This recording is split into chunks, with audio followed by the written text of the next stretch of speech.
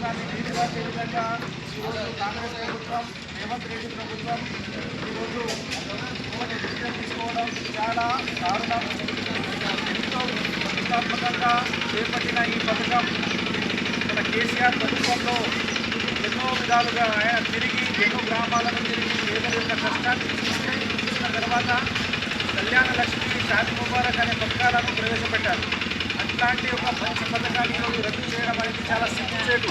ఎందుకంటే మనకు ఓటు దోచుకోవడమే, పేదల కడుపులను కొట్టి పేదల ఆడబిడ్డల తీసుకొని ఈరోజు వాళ్ళు భక్తులు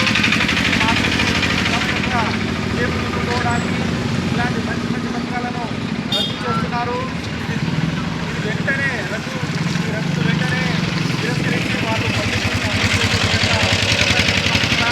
ఎందుకంటే ఇంత మంచి పథకం ఈరోజు పథకాన్ని ఒక్కొక్కటిగా రద్దు చేయడానికి ఆయన ప్రయత్నిస్తున్నారు.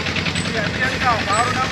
ఈరోజు ఎంతో ప్రతిష్టాత్మకంగా చేపట్టిన కళ్యాణ లక్ష్మి, షాదీ ముబారక్ని ఖండించడం అనేది అత్యంత తీవ్రంగా ఖండిస్తున్నారు.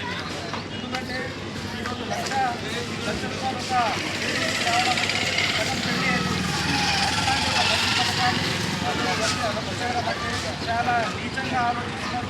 దీని వెనుకలో తీవ్రంగా ఖండిస్తున్నారు. ఇలాంటి విడవ డివిజన్లను వెంబడే దాని మళ్ళీ తీసుకొని అమలు చేయాలని